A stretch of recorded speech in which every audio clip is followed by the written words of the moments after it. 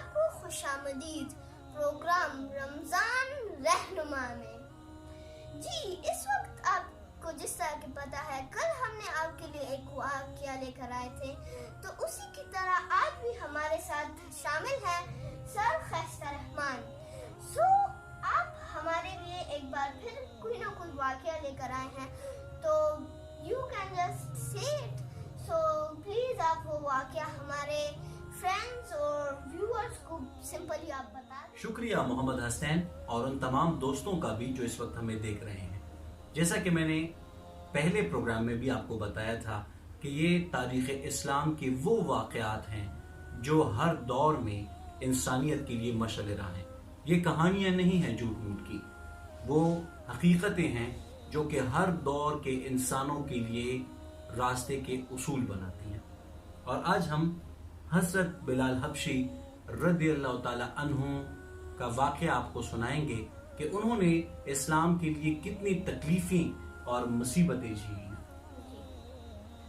حضرت بلال حبشی رضی اللہ تعالی عنہ مشہور صحابی ہیں جو مسجد نبوی کے ہمیشہ مؤذن رہے۔ شروع میں ایک کافر کے غلام تھے، اسلام لے آئے جس کی وجہ سے طرح طرح کی تکلیفیں دیے جاتے تھے۔ امیہ بن خلف جو مسلمانوں کا سخت دشمن تھا، ان کو سخت گرمی میں دوپہر کے وقت تپتی ہوئی ریت پر سیدھا لٹا کر ان کے سینے پر پتھر کی بڑی چٹان رکھ دیتا تھا تاکہ وہ حرکت نہ کر سکے، اور کہتا تھا کہ یا تو اس حال میں مر جائے اور زندگی چاہے تو اسلام سے ہٹ جائے، مگر وہ اس حالت میں بھی احد احد کہتے تھے، یعنی معبود ایک ہی ہے، برحق ہے، اللہ تبارک و تعالی۔ رات کو زنجیروں میں باندھ کر کوڑے لگائے جاتے اور اگلے دن ان زخموں کو گرم زمین پر ڈال کر اور زیادہ زخمی کیا جاتا تھا تاکہ بے قرار ہو کر اسلام سے پھر جاوے یا تڑپ تڑپ کر مر جائے۔ عذاب دینے والے اکتا جاتے تھے، کبھی ابو جہل کا نمبر آتا تھا، کبھی امیہ بن خلف کا اور کبھی اوروں کا، اور ہر شخص اس کی کوشش کرتا کہ تکلیف دینے پر اپنی زور ختم کرے۔ حضرت ابو بکر صدیق رضی اللہ تعالیٰ عنہ نے اس حالت میں دیکھا تو ان کو خرید کر آزاد فرمایا۔ چونکہ عرب کے بت پرست اپنے بتوں کو بھی معبود کہتے تھے، اس لیے ان کے مقابلے میں اسلام کی تعلیم توحید کی تھی، جس کی وجہ سے حضرت بلال رضی اللہ تعالی عنہ کی زبان پر ایک ہی کا ورد تھا، یہ تعلق اور عشق کی بات ہے۔ ہم جھوٹی محبتوں میں دیکھتے ہیں کہ جس سے محبت ہو جاتی ہے اس کا نام لینے میں لطف آتا ہے، بے فائدہ اس کو رٹا جاتا ہے، تو اللہ کی محبت کا کیا کہنا جو دین اور دنیا میں دونوں جگہ کام آنے والی ہے۔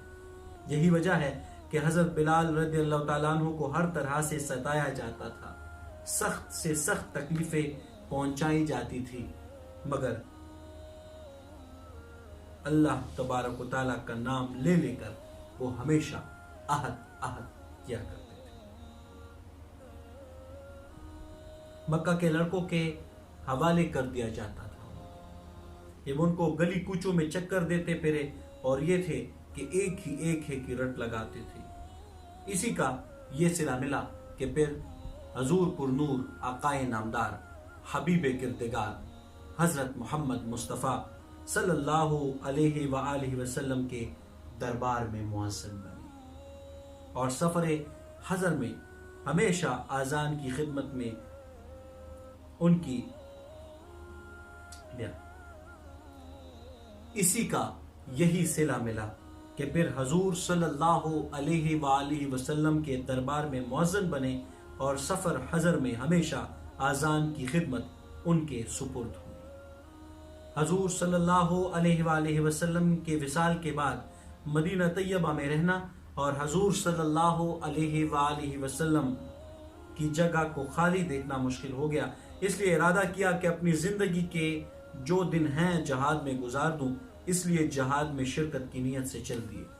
ایک عرصے تک مدینہ منورہ لوٹ کر نہیں آئے، ایک مرتبہ حضور صلی اللہ علیہ وآلہ وسلم کی خواب میں زیارت کی.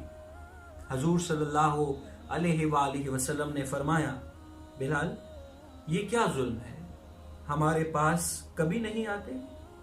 تو آنکھ کھلنے پر مدینہ طیبہ حاضر ہوئے. حضرت حسن اور حسین رضی اللہ تعالیٰ عنہ نے اذان کی فرمائش کی.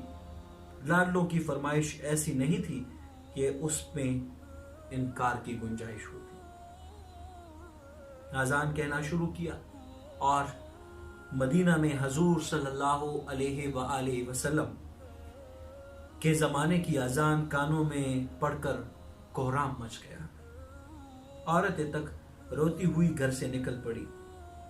چند روز قیام کے بعد واپس ہوئے اور اس کے بعد دمشق میں وصال ہوئے. یقیناً حسنین آقائے نامدار صلی اللہ علیہ وآلہ وسلم اور ان کے صحابہ رضی اللہ تعالیٰ عنہم اجمعین کی زندگی کا ہر ایک لمحہ, ہر ایک دور میں جس طرح سے ہم اس پروگرام میں تمام لوگوں کو پیغام دیتے ہیں کہ ان کے لیے مشعل راہ ہے. اور اگر دیکھیں تو قربانی کا, وفاداری کا اور ایثار کا جو جذبہ تھا وہ اسی بنیاد پر تھا جس طرح سے ہم نے پہلے پروگرام میں ڈسکس کیا تھا کہ کہکشائیں ہیں, ان کہکشاؤں کے رب نے انسانوں کے اندر ایک ایسا جذبہ رکھا ہے کہ جس کی بنیاد پر ہم اس ذات پاک کو محسوس کر سکتے ہیں جس کو ہم نے کبھی نہیں دیکھا. اور ان تمام جذبہ ایمانی کے امور اور عناصر پر ایمان رکھتے ہیں, دل سے رکھتے ہیں, کیونکہ وہ حقیقت ہمارے دل میں اترتی ہے. تو حسین روزانہ کی بنیاد پر اگر ہم دیکھیں, ہمارے بہت سارے دوست اس وقت ہمیں دیکھ رہے ہوں گے, رمضان المبارک کے مہینے میں ہم یہ کہتے ہیں کہ ہم نے دوسروں کا خیال رکھنا. تو دوسروں کا خیال کیسے رکھا جاتا ہے, کیوں رکھا جاتا ہے, اس حوالے سے بہت ساری باتیں آپ لوگوں کے ذہن میں آئی بھی ہوں گی. لیکن حسین, ہم جو دوسروں کے ساتھ مدد کرتے ہیں, ان کے گھر کھانا پہنچاتے ہیں اپنے پڑوسیوں کے, تو آپ کے خیال میں وہ کون سا جذبہ ہوتا ہے کہ جس کے تحت ہم ان کو کھانا دیتے ہیں اور ہم ان کی عزت کرتے ہیں, ان کا احترام کرتے ہیں؟ جی میرے خیال سے تو یہ اللہ تعالیٰ نے ہمارے اندر ایک جذبہ رکھا ہوتا ہے کہ جب کبھی بھی ہم لوگ کوئی نہ کوئی اچھا کام کرتے ہیں تو ہمارے اندر اس کے ساتھ ایک ایسا جذبہ آتا ہے کہ ہمارے دل کو ایسا سکون ہوتا ہے کہ جس کے ساتھ ساتھ ہمارے اندر جو ہے ہم لوگ زیادہ سے زیادہ اور بھی مدد کرنے کی کوشش کرتے ہیں, کیونکہ وہ ہمیں دل ہی دل میں اندر ہی اندر سے سکون دیتا ہے اور ہمارے اندر ایک جذبہ پیدا کرتا ہے اور ہمیں مضبوط کرتا ہے. بالکل حسین, یہی وہ جذبہ ہے جو ہم اپنے سکون کے لیے حاصل کرتے ہیں. اور ہم سب اللہ تبارک و تعالیٰ نے ہمیں پیدا کیا ہے اور اسی خالق کے جس نے ہمیں بنایا اس کے حکم پر چلتے ہوئے ہم اپنے آپ کو سکون دیتے ہیں. اور ہمیں جو سکون میسر ہوتا ہے وہ دوسرے انسانوں تک ہم جو خدمت خلق کا جذبہ جو ہمارے دل کے اندر موجود ہیں, ان کو جو مدد ہم فراہم کرتے ہیں, ان کی جو عزت اور اکرام ہم کرتے ہیں, اسی سے ہی ہمارے دل میں اور ہم سب کے دل میں عزت بڑھتی ہے. افراد کا مجموعہ معاشرہ کہلاتا ہے اور ہر ایک فرد معاشرے میں اہم ہے.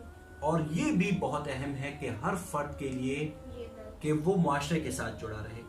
میں یہاں پر اقبال کے 2 اشعار اپنے تمام دوستوں کے گوش گزار کرنا چاہتا ہوں کہ افراد کے ہاتھوں میں ہے اقوام کی تقدیر, ہر فرد ہے ملت کے مقدر کا ستارہ. اور پھر کیا فرماتے ہیں, فرد قائم ربط ملت سے ہے, تنہا کچھ نہیں موج ہے دریا میں اور بیرون دریا کچھ نہیں. تو حالت میں ہر سختی میں اللہ تبارک و تعالیٰ کا شکر ہم اگر ادا کریں گے تو یقیناً ہم زندگی میں بہت تیزی سے آگے بڑھتے چلے جائیں.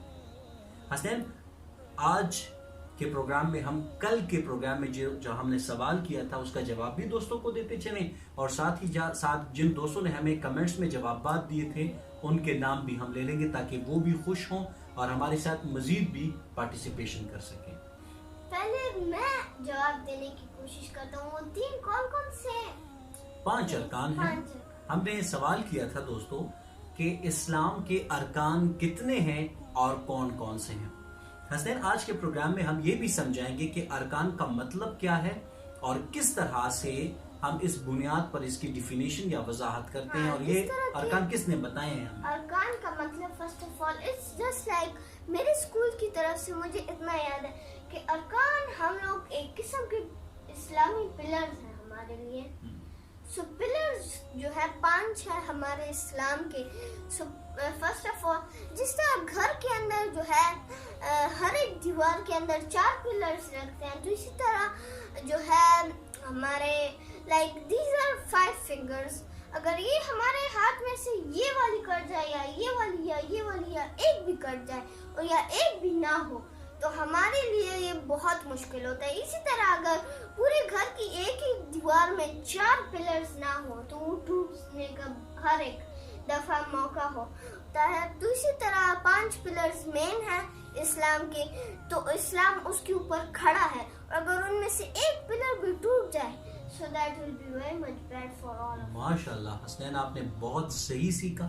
اور محمد حسنین نے جو آپ کو بتایا اس میں تھوڑی سی اس میں وضاحت کرتا چلوں کہ جس طرح سے ہم ایک خیمہ کھڑا کرتے ہیں، تو خیمہ پہلے دور میں کھڑا ہوتا تھا، اب بھی ہوتا ہے. اب بھی اگر ہم دیکھیں تو جو بہت بڑی عمارتیں ہیں، جو بلڈنگز ہیں، وہ کس طرح کھڑی ہوتی ہیں کہ 4 پلرز ہوتی ہیں اور ایک پلر بیچ میں دیا جاتا ہے اور اس پر پوری عمارت کھڑی ہوتی ہے. تو اسی طرح سے اس کو اگر ہم مثال کے طور پر پیش کریں، پہلے تو میں جواب دیتا چلوں. 5 ارکان ہیں اسلام کی. ارکان اسلام کو کہا جاتا ہے کلمہ طیبہ، لا الہ الا اللہ محمد رسول اللہ. نہیں ہے کوئی عبادت کے لائق سوائے اللہ تبارک و تعالیٰ کے، اور محمد صلی اللہ علیہ وآلہ وسلم اللہ کے بندے اور رسول ہے. یہ ہمارا پہلا رکن. دوسرا رکن ہے نماز، تیسرا ہے روزہ، چوتھا ہے زکوٰۃ اور 5واں ہے حج. ارکان اسلام 5 ہیں: کلمہ طیبہ، نماز، روزہ، زکوٰۃ، حج. اب حسین اس کو تھوڑا سا واضح کر دیتے ہیں کہ ترتیب کیوں رکھی گئی ہے، اور اس ترتیب سے میں نے دوستوں کو بتایا کیوں. سب سے پہلے جو بھی کسی اور مذہب کا انسان اسلام میں داخل ہوتا ہے تو وہ کہتا ہے لا الہ الا اللہ. یہ لا کا کیا مطلب ہے؟ لا کا نہیں ہے. سب سے پہلے دنیا کے ہر ایک چیز پر کٹ لگا دی جاتی ہے کہ کوئی نہیں ہے سوائے اللہ کے معبود جس کی عبادت کی جائے، وہ صرف اللہ ہے. اور آقائے نامدار حبیب کردگار حضرت محمد مصطفیٰ صلی اللہ علیہ وآلہ وسلم اللہ کے رسول ہیں. یہ رکن بڑا ایزی ہے اور اسی پہ ہی بنیاد ہے، کیونکہ یہ کلمہ جب آپ پڑھ لیتے ہیں تو آپ اسلام میں داخل ہو جاتے ہیں، اور یہ پڑھنا انتہائی آسان ہے. اس وجہ سے اس کو پہلا رکن کہا جاتا ہے. ٹھیک ہے حسین. سیکنڈ ہے ہمارا نماز، کیونکہ ایک تندرست انسان جب کلمہ پڑھ لیتا ہے تو وہ نماز بھی پڑھ سکتا ہے اگر اس کی صحت ٹھیک ہو، اور اگر اس کو کوئی عذر ہو تو اس کے لیے بھی طریقے بتائے گئے ہیں. تیسرے نمبر پہ روزہ کیوں رکھا؟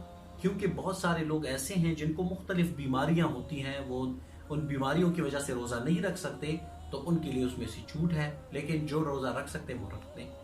زکوٰۃ کے بارے میں اب 2 حصے ہیں انسانوں کے. ایک وہ لوگ ہیں جن کے پاس بہت زیادہ پیسے ہوں. آپ کے ابو کے پاس پیسے ہیں؟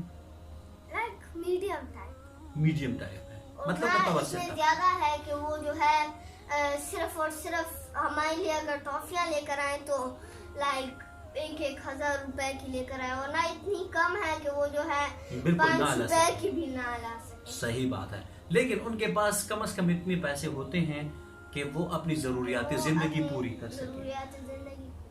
آج کل کے دور میں ہمارے بہت ساری چیزیں ایسی ہیں جو چینج ہو گئی ہیں، لیکن ایسے پیسے جو ہمارے ضروریات سے زیادہ ہوں ہم ان کو زکوٰۃ میں دے سکتے ہیں اور ان غریبوں کی مدد کر سکتے ہیں جن کے پاس کچھ نہ ہو. بھی نہیں جو کھانا اگر ہم لوگ دیکھیں تو ہمیں جو ہے لاک ڈاؤن کے اندر سمپل یہ بھی پتہ چل چکا ہے کہ جتنے بھی لوگ جو ہے غریب ہوتے ہیں اور ہم انہیں زکوٰۃ دیتے ہیں تو صرف اور صرف انہیں کھانا جو بچا ہوا کھانا ہم ڈسٹ بن میں گرا دیتے ہیں.